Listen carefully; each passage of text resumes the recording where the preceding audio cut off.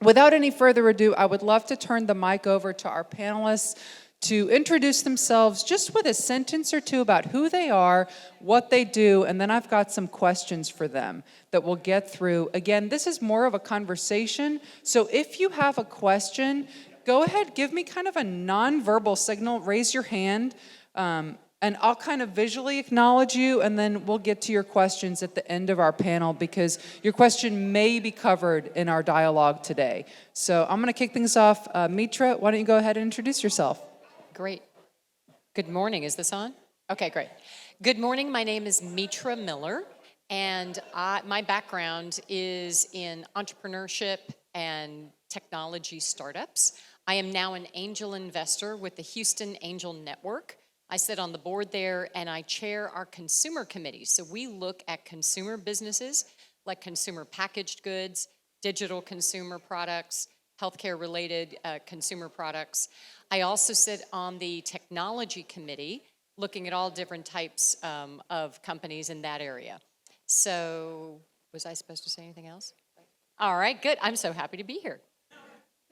Good morning, everyone. My name is Juliet Lawrence. I have a background in corporate. So I've been in corporate finance for the past 10 years in various areas, treasury, strategic planning, did a short stint in executive compensation, which was very interesting, and then corporate or business finance. I've been an angel investor for a little over a year now. I'm a part of multiple networks, one being Houston Angel Network, another being Gangels, Cap Table Coalition, the Making of Black Angels. There are a lot of different groups out there with a lot of different views, and I've joined a lot of them and looking forward to having a conversation with you all today. Good morning, everyone. I am Chantell Preston. I am an entrepreneur. I've been sitting in your chair. My main business was brain injury rehab. We took it from concept to exit to private equity in 2015. And since then, I have really made it my passion and my mission to help other women achieve their own success. I am part of a company called Portfolia. We are a venture capital group. I am their lead partner for their active aging and longevity fund, as well as Juliet mentioned, part of Angel Networks here in Houston, Goose Capital, as well as I do a lot of direct investing in startups and companies. And so the firepower and superpower on this panel is incredible. And so I want to get right to our questions because I can't wait to hear what our panelists have to say. So first question, let's just start with what is angel investing, right? We've kind of tossed this term around. It's related somehow to scaling a startup or getting funding, but break it down for us. And so Mitra, why don't we start with you? Just maybe give us plain English. What is angel investing? Who here has watched Shark Tank on TV? Raise your hands.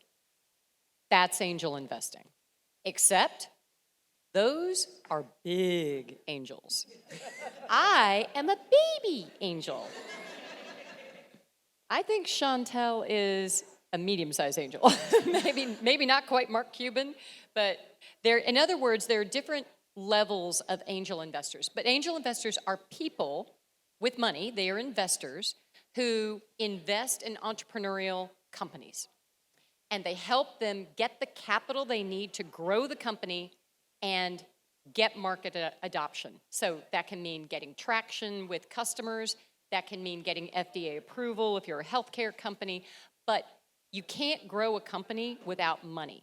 The number one reason that companies die is under capitalization. They don't have the money, they run out of funds. When you see that 9 out of 10 companies, young companies die, and they do, most of the time it's because they are undercapitalized and they didn't get the money they need to support it, and they don't know how to use those resources wisely. Investors come in and provide the funds.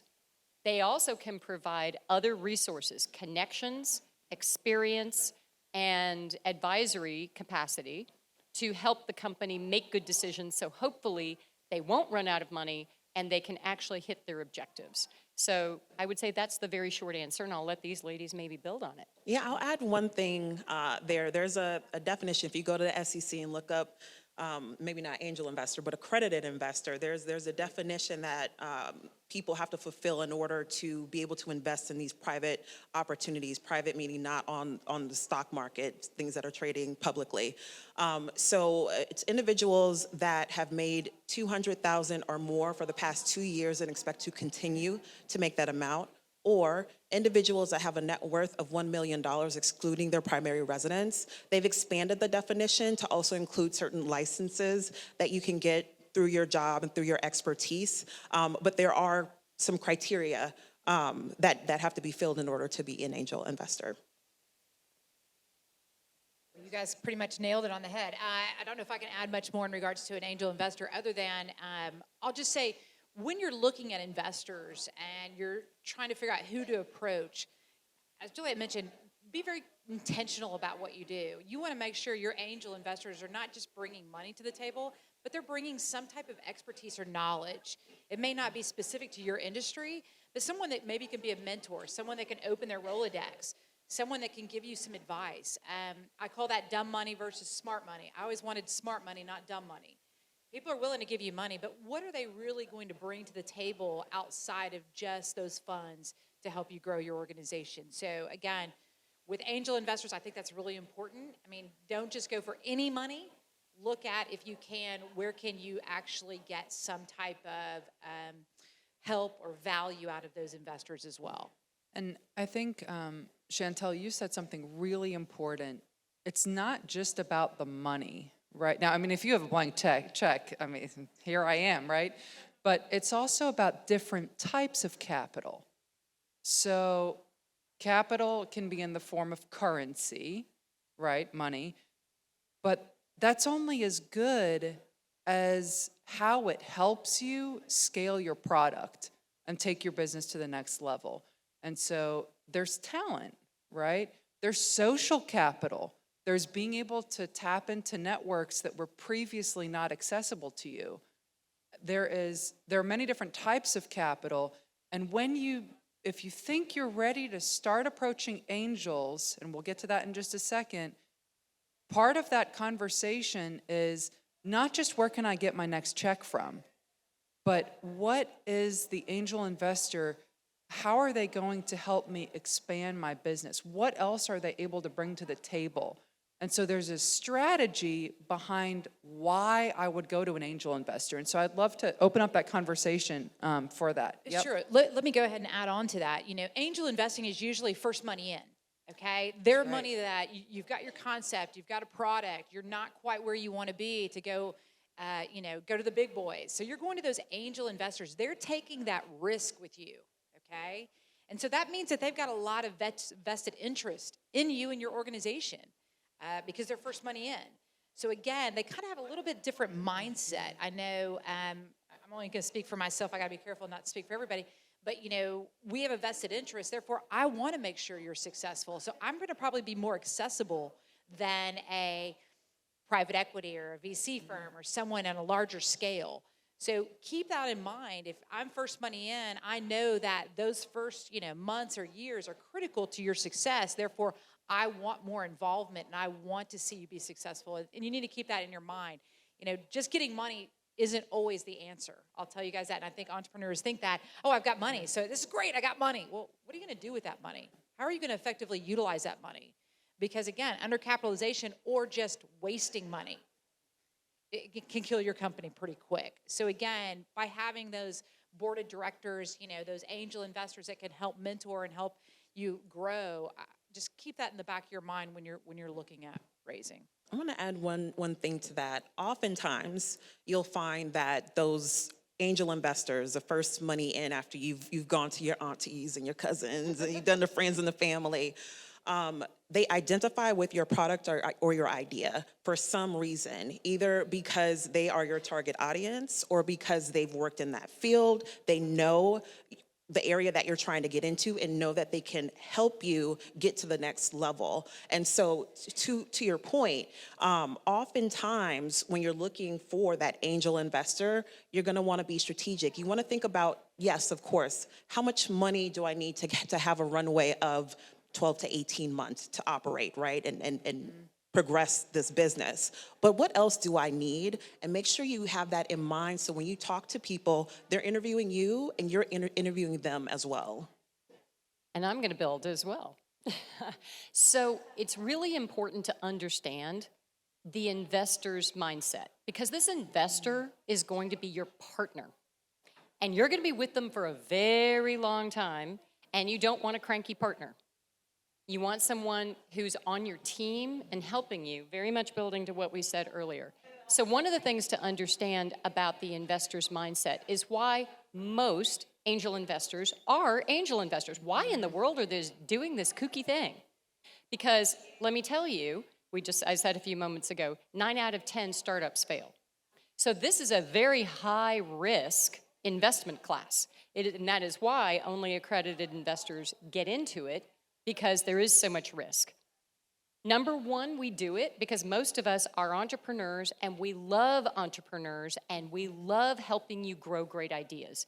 Let me tell you something. I have the best job in the world because I get to talk to people about the amazing ways that they are solving society's problems, from healthcare to novel devices to how they're helping take care of their kids to how they're going to clean up greenhouse gases. Everything comes under angel investing at some point, because when they've got that first idea, and we're the people who are like, you know what, you've got something, let's build it out, let's see if it works, and let's put some capital in and see if we can make it happen. So that is usually the why, because we love entrepreneurship and we believe in it. Many of us are entrepreneurs, and we want to help those ideas get traction and really change the world. Second of all, let's be real. We want to make money. If I invest, let's say I invest in 50 different angel deals, and every single one of them loses money, I can't be an angel investor anymore, right? I just lost everything. I need a couple of them to hit, and hit big, because that's how I then get the return so I can continue to angel invest. So we're picky. We do not hand out checks like it's candy. We are picky, picky people. But when you hear that we're picky, you're going to figure out, oh, they're holding me to a really high standard for a reason. And when you cross that, your chances of succeeding go up. And that is when we all can make a mutual return. You as the entrepreneur get a return, we get a return, and we all get to go on. And someday, you're going to end up being an angel investor as well, because you've made your big exit. And I love that you teed that up for us, because it's so relational. It's also a very much side-by-side, let's both help each other type of, I don't want to say agreement, but you are entering into an agreement. And with angel investing, there is such emphasis on de-risking the investment, right? Because angels are the first in. You're typically coming to an angel, and we'll get into a little bit later, we're going to explore what we look for in a founder, in an idea. But you're typically not coming to an angel already saying, I've got 3 years of great traction and I'm already making a ton of money, I'm doing all these deals. You're typically coming to an angel because you need to get to those milestones. And so being able to show up prepared, and at the ION, I'll put a plug in for our office hours that we do. We do 15-minute AMA, Ask Me Anything, office hours with angels who are volunteering their time. And they're saying, please come prepared with a deck, with maybe your financials. Maybe you don't know where to get started and you have something. And so we do host those at the ION to reduce some of the barriers to getting the information and the access that we all need to take our ideas to scale. Because if you're coming to an angel and you're saying, well, here's a great idea I have, they're probably going to say, that's nice, but it's not the right time. Because they do want to see certain indications of success. And so my next question for our panel is, what is it that you look for in a founder or in an idea? And so maybe, Juliet, you want to tackle that head on? Sure, I'll take a stab at it. So when I'm looking at companies, most of the companies that I've invested in over the past year, because I've been in it for so long, Generally are companies that I would be a customer of, or I would be that target demographic that they're aiming for. So I identify with the idea, with the product in some way, shape, or form. So first I need to feel like the idea is viable and that the target audience is large enough to support that exit, that big exit that we're looking for so that I can get a return on my funds. That's the first criteria. After that, I'm taking a look at the team. I want to have conversations with or listen to, they have like investor calls sometimes that you can listen into and do Q&A with the founders and hear about their passion. Why did they start the business? Why are they in this? Because I want to know when times get tough, because they will get tough as an entrepreneur, is this person passionate enough about their idea and their business to make it to the finish line? Or are they going to throw up their hands and is my money going down the drain, right? And then from there, you look into things like, intellectual property. Is a person coachable? Can I help them? Those are other things that I think about. But I would say that those are the first boxes that I like to tick off. So I'll go ahead and jump on this one. Every angel investor is going to look at different things. There's certain core things that we look at, but then everyone has their own twist or spin to things. I call it the jockey. Who's the one running this business, right? Mm-hmm. And to Juliet's point, are you resilient? Are you going to be able to pivot if something happens? Can you lead a team? Do you take good counsel? If you're not willing to take good counsel from other people, I'm not your person, okay? Mm-hmm. If you think you know everything, I'm not your person. Also, if you come to me and say, oh, there's nothing out there like this, there's no competitors, I know you haven't done enough due diligence, okay? There's always somebody out there doing things. So I think you need to be very intentional. I think one of the problems that I see is, and I'm just going to say women kind of like this, we have to have everything perfect. It doesn't have to be perfect, guys. But do enough that you know your business and you can answer the question. I don't think any angel investor is going to expect you to know every single thing about your business, your industry, your competitors. I mean, don't take that where, well, she said I didn't have to know anything. No, know enough, but it doesn't have to be perfect, okay? We all have to pivot in the field. I could tell y'all some horror stories, and I could tell you some great stories.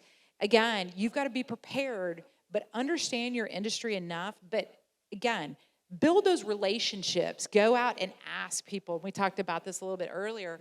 Before you just come to me and start asking for money, come talk to me.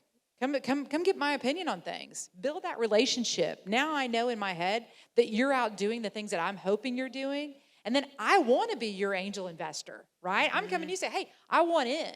That's a little bit different than you coming begging to me. So if you start building those relationships, and guys, people like to help you, okay? Don't be scared to ask for help. Don't be scared to ask for advice. You'd be amazed.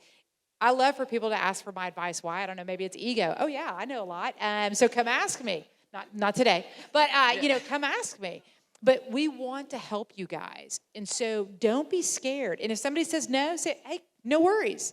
Maybe just today's not the day for them. But don't be afraid to ask and start building those relationships because, again, you're proving to those investors who you are as a person, how you're going to handle it moving forward.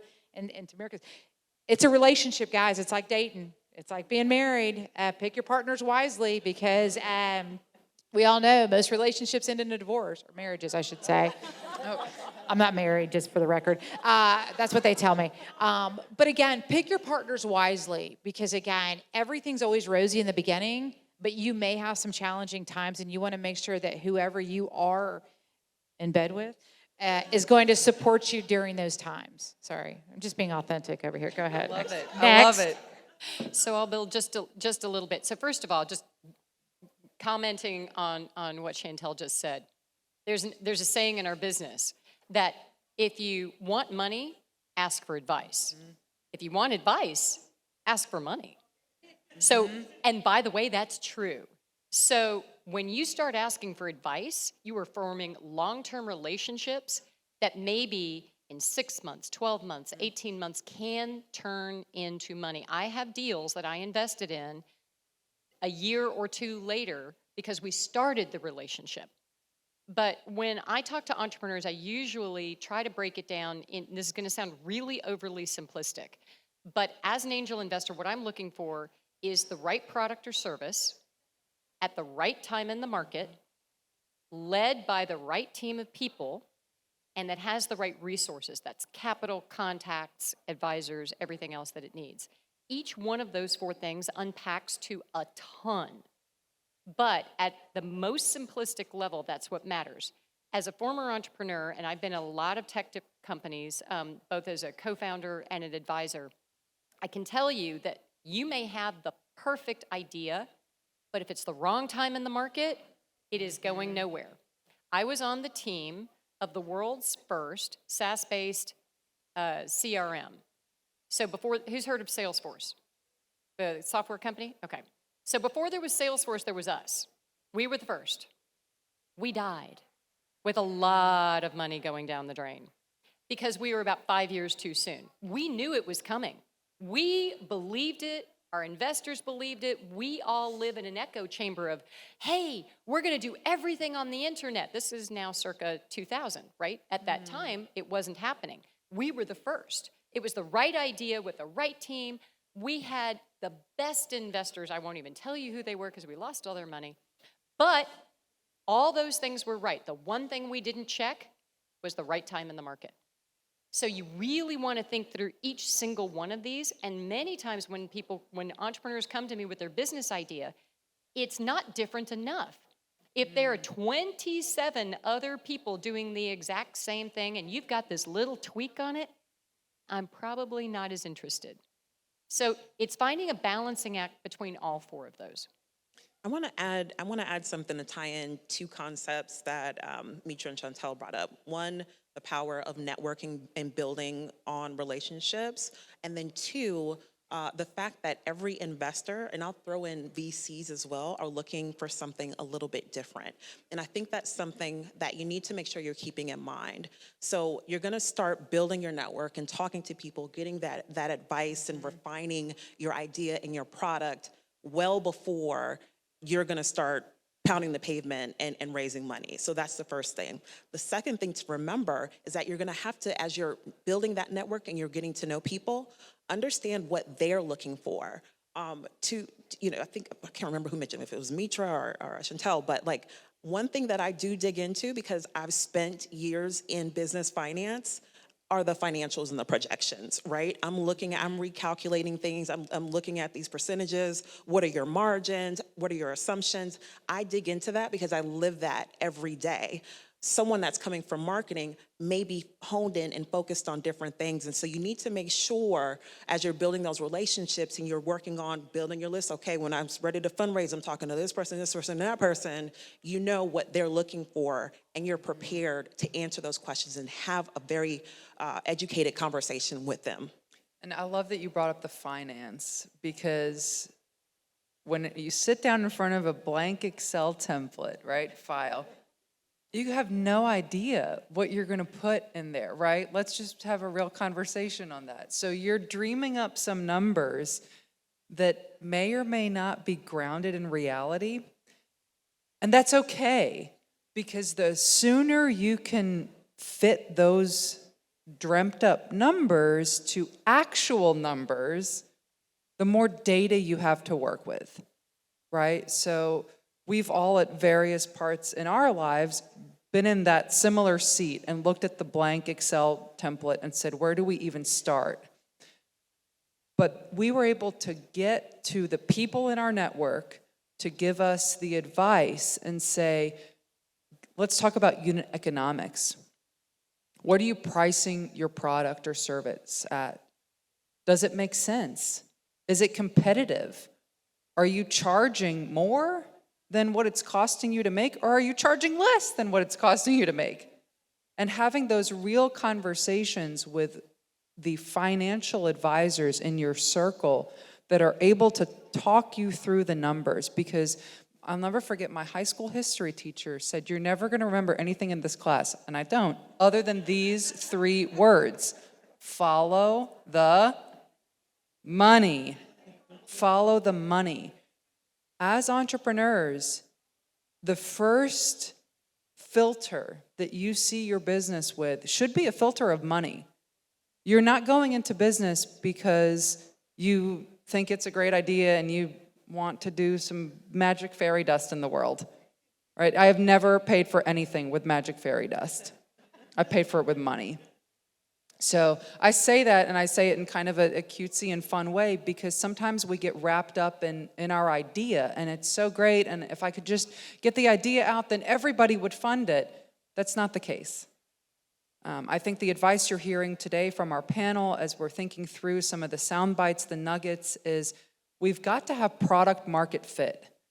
And we've got to achieve it in a meaningful way early enough that we can come to the table for angels, for venture capitalists, for other types of investors, and say, I have real traction in this idea. It's no longer just an idea that I had, but I have a few paying customers, people willing to pay money, not fairy dust, for my product, because that also indicates that you have hit good product market fit.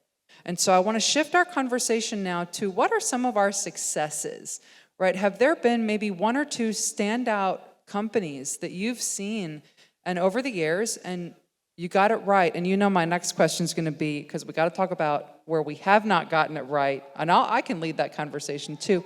Where have we learned some lessons? So we can start out with the successes and then we'll get to the lessons.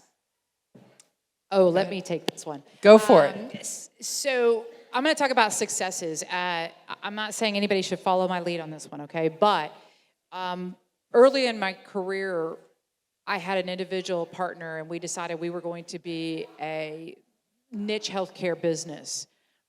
We walked in a room to present our idea, and they said, no, we don't want that. We want this. We said, oh, yeah, we do that too. We walked out there and we go, does anybody know what that is? And needless to say, it was a radiation oncology company. We were trying to do something with uterine fibroids. We ended up being a radiation oncology company. We had the infrastructure in place.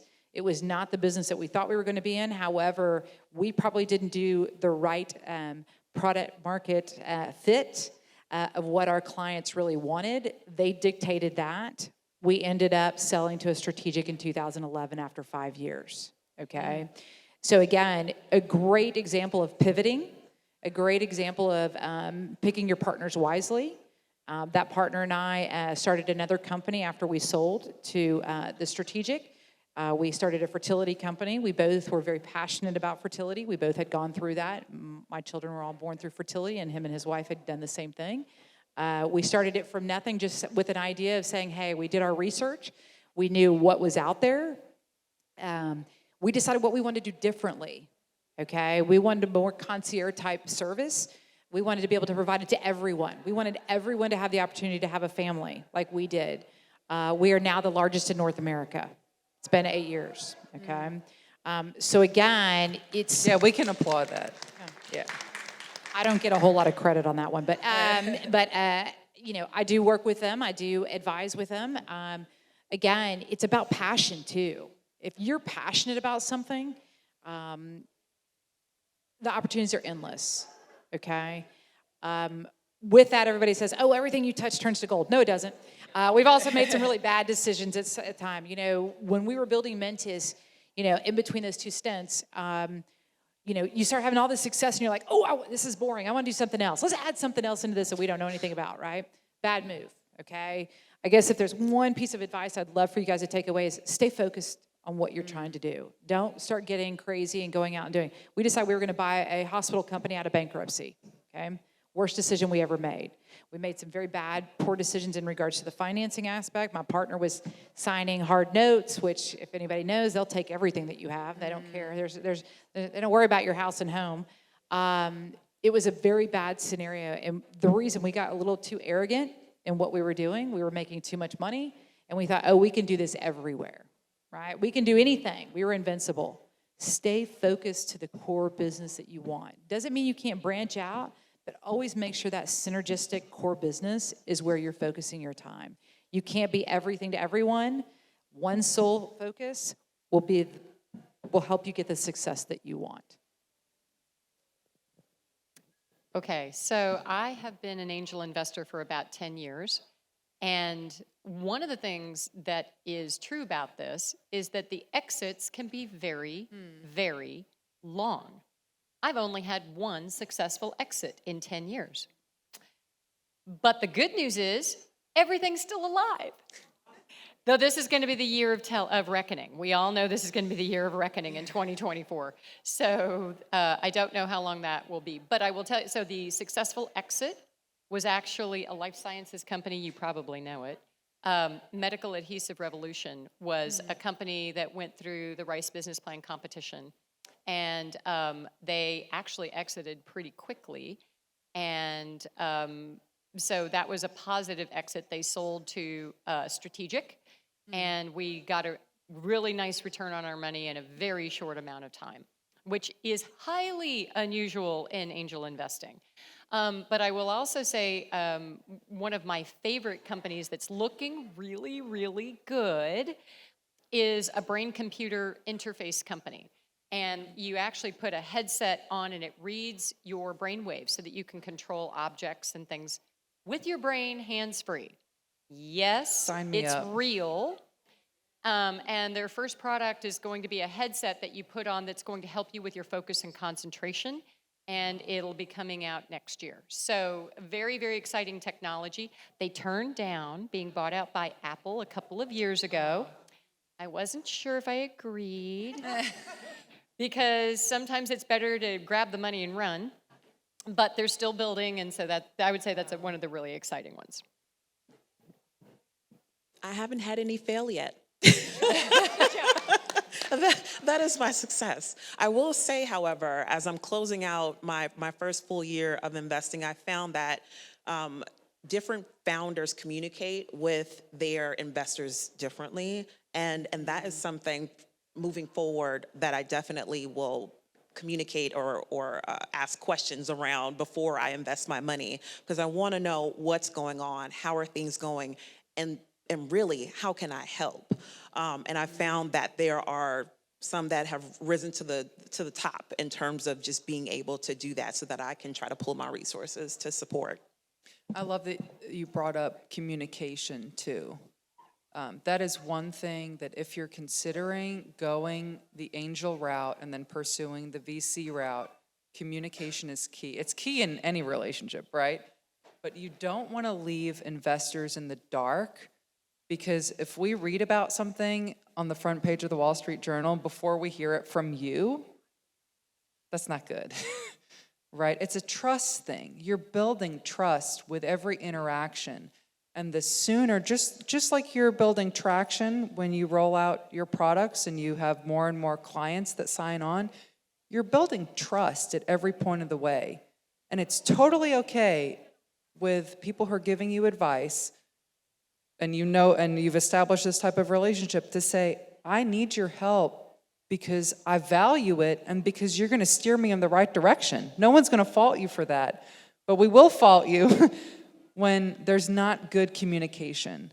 And so I do want to leave a little time to talk about maybe those lessons learned and maybe one more. Yeah, interrupt me, definitely. I'm so sorry. No, don't be sorry. I love story this. about communication. Yeah. To your point, this has happened to me. I invested in a company. I loved the founder. She was amazing. And then I got zero communication. Okay, I brought it up a few times. And I mean, this was a year go by. What's going on with the company? I'd send, and I was the one reaching out. Let me tell you, everyone knows everyone, right? She went for a bigger raise, and I got a phone call. Hey, tell us about this founder. How has your experience been? Well, let me tell you how my experience has been. I've gotten zero communication. And I'll tell you, so again, to the point, I just want to nail that home. Don't forget about the little guys that are supporting you from the get-go, because they can be your biggest advocate or they cannot. Okay. And I love that you mentioned that, because it is a small world. And if I can't help you, I probably know at least 50 people who can, but I'm also not going to tee that up if you're not actively giving me enough to be able to help you, right? It's also my reputation that I peg with yours. I want to help you, but if I'm not able to do that in an authentic way, I won't. So that's also part of the equation as well. I want to get to some lessons learned, and then I want to leave time for any questions from the audience, because that's very important to us. And I will put a plug in, because Mitra, you mentioned the Rice Business Plan competition. If you haven't been to a competition where startups are pitching for funding, definitely go to one. The ION does them. There are many organizations in Houston that do them. Many startup development organizations, demo days. I'll put a plug in for Div Inc. Their demo day is tonight. It's at the ION. So come on over. Office hours tomorrow at the ION. If you are thinking about starting your journey, you like what you heard up here, you want to get in touch with me, definitely come to office hours and be able to navigate your next steps. So that's at the ION as well. Lessons learned. Maybe there's one that comes to mind. I know we talked about communication, we talked about doing due diligence. Anything else coming to mind for lessons learned? Go for it. I'm gonna throw a quick one out there, and this is more of a general lesson. So during one of my first opportunities to do due diligence on a potential company, I was on a call with other colleagues that were looking to invest in this company. And after the call, we had a little powwow. And we were listing things that we wanted to know, more information we were going to request. And one thing that I asked for, because I've spent 10 years in finance, was I think we need to get a look at the financials. They've been in business for X number of years. Let's take a look at this. The men, because I was the only woman on the call, the men on the call were like, why would you need to look at that? That's such a dumb request. And I'm on there like, this is my first due diligence. I'm like, oh my gosh, I'm an idiot. They're never gonna let me in again. This is the worst thing ever. Oh my gosh. I talked to other women, afterwards, and they're like, that was not a dumb question. Actually, you should be looking at this before you give your money to another individual. And so I say that to say, trust your gut and do not allow people that are out there that think that they know more than you, that they're better than you, that they should be in spaces that you want to be in. Don't let them deter you when you have a question or when you know something. Trust your gut and lean into that, because honestly, what I'm finding is now that I have leaned into that and I'm going through Excel sheets, that's my superpower. Embrace your superpower. Which is why I like being on due diligence calls with Juliet. Yeah. Because she wants to do the stuff I don't want to do. And she's really good at it. I would say lessons learned. So, because they're the companies, so one of the big things that I look for in founders, and I'm going to build on the earlier conversation, it is always important to find a good jockey. What I look for in that person is confidence, but with a lack of arrogance. I will tell you that there is a fine line between confidence and arrogance. And I have learned painfully with some of the founders that I've worked with that they actually are arrogant. And you need to figure out which one they are, because that arrogance means that they're going to tune out listening to wise people giving them advice because they think they're the golden child who can do everything, right? They're super people and the rules don't apply to them and they're just going to keep going. And that is a very dangerous thing. So having that humility combined with confidence. The other thing is I need to know, because the person who launches the company gets it up off the ground, puts in their blood, sweat, and tears and makes it happen, probably isn't the same person who can run a $100 million company or a $1 billion company or a $100 billion company. Those are different skill sets. And it is okay that you're not the same person. Mark Zuckerberg is really, really, really highly unusual, right? Google, they took that company away from the founders and handed it to an experienced CEO, and they watched that person run their company for a few years before they finally had the knowledge and the skill to take it back over. So again, don't think it's always got to be you. So sometimes your investor team will say to you, you know what, at what point might you be willing to bring in an experienced CEO who's done this multiple times, who has all the contacts, and frankly can take your company that you have so brilliantly built to say like $100 million and turn it into a rocket ship and IPO it? Do you have the humility to step back and let them make you rich? So that's a lesson that I have learned. I love that. Chantell. My lesson's pretty simple. It's going to take you twice as long and cost you 2 times as much money. Don't get attached to the timing in your head. It's going to be dictated by the environment around you.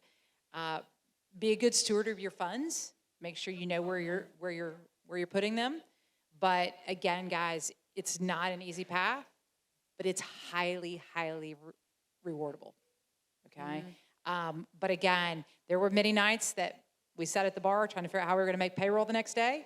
How much money you got in your bank? How much you got?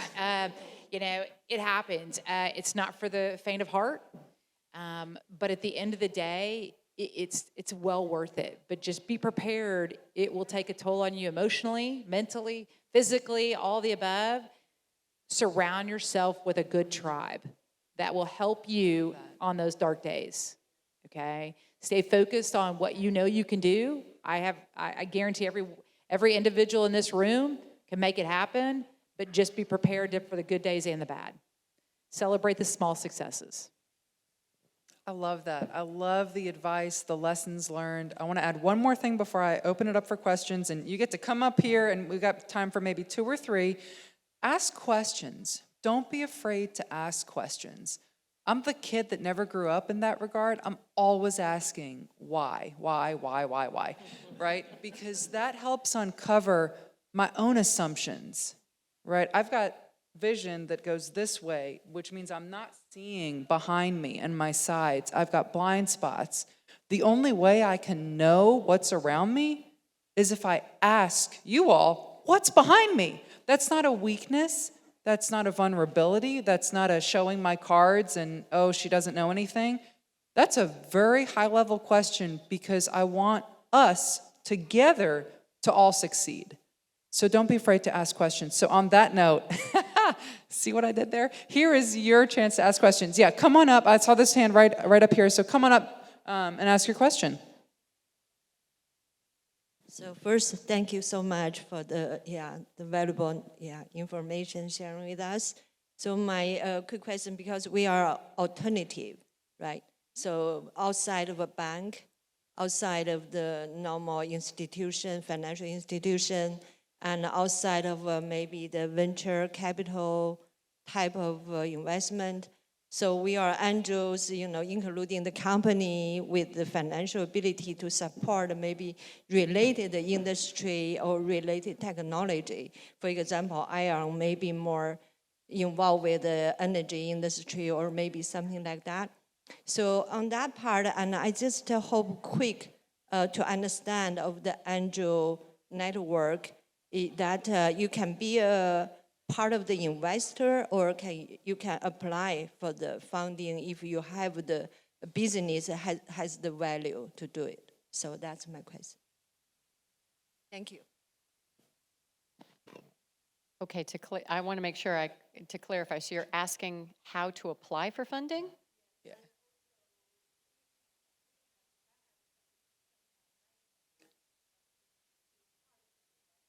Okay, so basically, how do you become an angel and how do you apply for funding? Okay, so I can answer for Houston Angel Network, which we like to call Han, like Han Solo, because it makes us sound really cool. So for Han, if you are an accredited investor, which is what Juliet described a little while ago, so if you go to HoustonAngelNetwork.org, we're a nonprofit, and as a nonprofit, we provide education and connections. That's all we do. Han does not provide, it's the organization that it's a business organization that provides the connections between startups and investors. So an investor can go to our website, excuse me, and apply and fill out the form, annual dues that pay for your meals and things when you want to become an investor. But you have to certify that you are accredited. And then you talk with the managing director and you can join up. But if you're an accredited investor and you think you want to become an angel investor, come talk to me or to Juliet. We'd love for you to come and visit at one of our pitch meetings. We have monthly pitch meetings where 3 companies come and pitch to us. Some are Houston-based, some are national. To apply for funding, also on our website, so there's something that says for entrepreneurs, you click that, and it's going to, first of all, give you a basic questionnaire that basically, do you have the pieces of your business in place before you talk to an angel investor? Because we do have a nominal fee of $100 to apply to our organization to be reviewed for funding. Why? Because we get hundreds and hundreds and hundreds of applications from companies that are not prepared. So we put in both the quiz and a $100, which we hope is minimal, fee to try to make sure we don't get silly applications anymore. But if you're ready, the other thing you can do is reach out to us. You're going to meet us today, and we can certainly give you some more advice before you go through that process. So I'll add on to that. There's a lot of angel networks in Houston. Houston is an amazing ecosystem for entrepreneurs. So Google it. You know, we all have websites. We all have ways for you guys to apply. Look at what their criteria is. Some are, you know, pre-revenue, some are post-revenue, some are the size. I mean, again, do your research. Apply to the ones that, you know, you meet the requirements. With Portfolia, and we're a VC firm, we the same thing. We go on their website. If you've got a company and you're in a certain place, apply. You know, what you're doing with Portfolia, one of the reasons I'm so passionate is because we're also teaching women how to invest. So our members are you guys. Obviously, there's certain criteria that you have to meet, but we want women to invest in the companies they want to see in the world. And so we want you to come watch the pitch, the pitch calls. Help in the due diligence, learn how to become that investor too. But I would tell you guys, there's tons of angel networks out there, tons. Go find them. You know, not just in the Houston market, but wherever. So again, do your diligence, come up with a package, and just start sending them out, and you know, see what sticks. Hi, my name is Tony Ringgold. Me and my best friend drove up from Killeen, so about 3 hours away to be here today. Yes, so we're very excited. I know a lot of what you're talking about is geared towards Houston, but I do have a very specific question. In 2022, I wrote my first grant and was granted a little over 6 figures. I purchased 3 properties. I've been an entrepreneur since 2013. And when I purchased that property, I started a creative startup called Space Create Interactive Studios. We have recording studios, podcast studios. We also we have freelancers that work for us and do digital, anything that you need multimedia-wise all around the nation. The thing is that particular startup where I am, I'm in Killeen, which is right next to Fort Hood. It's a smaller town. If I was based in Austin or Dallas or even here in Houston, I'd probably be booming. And so with that being said, I've gotten about $300,000 worth of grants, but everything trickled down because I'm trying to focus on that startup. I understand the power of the pivot, and I kind of forgot about my bank. And my bank is T. Ringgold Academy of Arts, where we teach voice lessons, piano, acting, and that's what everybody in my area knows me for. And I also have built a virtual community because when the pandemic hit, we were forced to go virtual. I'm kind of back in that square one phase as far as money goes, and I know what I need to do because now I understand what's going to scale my business, and that's T. Ringgold Academy of Arts, while helping to build the concept of Space Create, because it's a great concept. But my question is, if I'm looking for an angel investor, right, they look at my financials and they're like, oh, girl, well, we see a lot of dwindling here. What can I do to be better prepared? And another thing that I really liked that you said was getting that counseling, because all they did was they loved my concept and it just threw money to me. And like you said, I think you said dumb money. Girl, it was dumb. It was real stupid. And it's just like they just kept on it. And I'm like, okay, and I'm doing what I know to do, but now I own commercial properties and all this other stuff. It's so much bigger than what I was doing before. So can I answer that just real quick? I think I understand what you're asking. So when you have a situation like that, you know, times change, right? You were successful here, it's starting to dwindle, and they're going to say, well, wait, what happened here? And they're going to say, well, they're going to look at you based on that versus what you're doing now, right? So I think you have to be able to articulate how the economics have changed, times have changed. Where were you at the high? What caused that diminishing returns, right? You need to show that you've been a successful entrepreneur and you've had those successes. Look, we all go to the next one, the next one, and the next one. It's in our blood. It's like heroin to us. We want to go do another one, another one, another one. So again, you've got to prove and show them why, okay? And show how you have been successful, and this is how I did it, and this is what I learned, and this is what I'm going to do over here. And I think that that's going to help your story.